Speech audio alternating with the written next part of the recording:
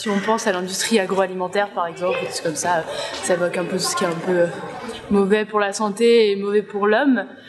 Je vais être cruel, je dirais déclin. C'est la machine qui remplace l'homme. Toutes les polémiques sur l'industrialisation. L'exploitation des enfants. Incapacité à muter.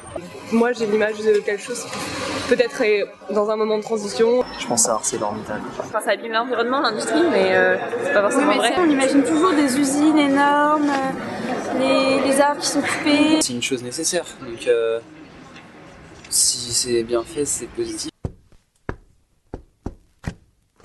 J'ai écrit ce livre parce que, en tant qu'industrielle, mais aussi en tant que citoyenne et que parent, je trouve que ce qu'on entend sur l'industrie aujourd'hui est très souvent caricatural.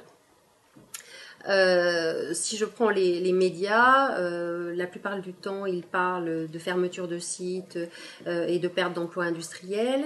Les organisations patronales et syndicales ont un discours public qui est souvent très figé autour de leurs revendications. Et quand on parle aux jeunes de l'industrie, et que ce soit mes enfants, leurs amis, ou quand je lis des sondages sur ce sujet, je m'aperçois qu'ils ont de l'industrie une image qui est très biaisée, soit pas d'image du tout, parce qu'elle est totalement hors champ, soit une image caricaturale qui est plus proche de Zola ou Charlie Chaplin que de la réalité d'aujourd'hui. Donc j'ai trouvé que tout cela était très loin de la vraie vie des industriels aujourd'hui et qu'il était nécessaire en fait de donner une juste représentation de l'industrie contemporaine sans occulter ni ses défis ni ses difficultés futures, mais en insistant sur ce qui a changé depuis 20 ans. Et en devenant vice-présidente de la Fabrique de l'Industrie, qui est un think tank indépendant, qui ne fait pas de lobbying, mais qui a pour vocation de parler plus et mieux de l'industrie, j'ai trouvé à la fois l'impulsion et l'appui nécessaire pour passer à l'acte et pour écrire ce livre. Expliquer pourquoi l'industrie est importante pour notre pays et montrer sa diversité et sa richesse. La diversité des secteurs d'activité, la diversité des métiers et des tâches. Et j'ai l'espoir qu'en donnant une meilleure compréhension des enjeux, on va pouvoir créer un climat de confiance, de l'intérêt, voire même peut-être de la bienveillance pour ce secteur qui est encore largement méconnu. L'industrie est importante pour de nombreuses raisons, mais je voudrais en citer deux principales. La première, c'est que le mythe de la société post-industrielle que l'on imaginait dans nos pays développés dans les années 90 a montré ses limites. En fait, il n'y a pas les pays qui produisent et ceux qui pensent. 75% de nos exportations restent des produits industriels et cela est vrai dans tous les pays développés. Donc, en fait, le potentiel d'exportation des services que l'on imaginait à une certaine époque ne s'est pas vraiment réalisé. Et donc aujourd'hui, comme on continue à importer la majorité de notre énergie, de nos matières premières et beaucoup de biens industriels, si l'on n'a pas d'industrie et donc de biens industriels à exporter, on a une balance commerciale structurellement déficitaire et on s'endette chroniquement, ce qui à long terme n'est pas tenable pour un pays. La seconde raison très importante, c'est que l'industrie, c'est l'innovation. En fait, et c'est peu connu, l'industrie finance 80% des dépenses privées de recherche et développement dans ce pays.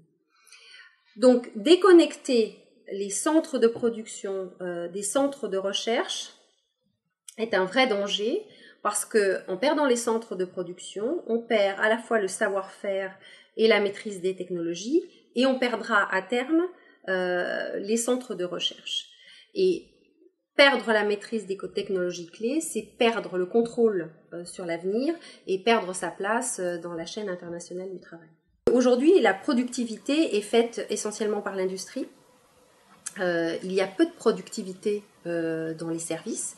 Un coiffeur ne va pas 3% plus vite chaque année pour faire une coupe de cheveux, alors que l'industrie fait en moyenne des gains de productivité de 3% par an. Donc, avoir moins d'industrie, c'est d'avoir moins de productivité. Moins de productivité, c'est moins de croissance et plus de chômage. Diversité des secteurs, diversité des métiers, diversité des tâches. l'industrie ne doit pas être réduite à de la production. Il y a en fait beaucoup de métiers non industriels dans l'industrie. Le deuxième point, c'est que même les métiers industriels sont de plus en plus qualifiés.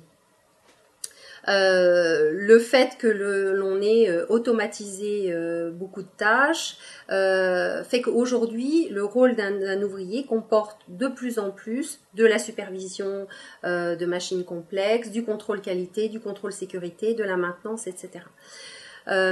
Donc l'industrie fait appel de plus en plus à une main-d'œuvre qualifiée et certains seront peut-être étonnés de savoir qu'il y a plus de cadres et de techniciens dans l'industrie que d'ouvriers non qualifiés. Donc contrairement à une croyance reçue, l'industrie n'est pas pour les forts en maths qui deviendront ingénieurs d'un côté et les mauvais élèves qui deviendront ouvriers non qualifiés de l'autre, mais il y a un très large panel de jobs qualifiés dans l'industrie. Troisièmement, les conditions de travail qui ont énormément évolué en bien et sous l'impact à la fois de l'automatisation qui a éliminé les tâches pénibles, de la réglementation et aussi des nouveaux systèmes de management de la production. Enfin, et c'est peut-être moins connu, l'industrie paye bien. En moyenne 15% de plus que la moyenne des autres secteurs. Et cela est dû au fait qu'elle offre des emplois plus qualifiés et beaucoup de temps plein. L'industrie est au cœur de la plupart des enjeux et des débats de demain. Quand on parle de transition énergétique, quand on parle de connectivité numérique, quand on parle d'industrie verte, quand on parle d'urbanisation du futur, en fait on parle d'industrie. Et donc travailler dans l'industrie, c'est être au cœur de toutes ces problématiques et c'est effectivement très stimulant.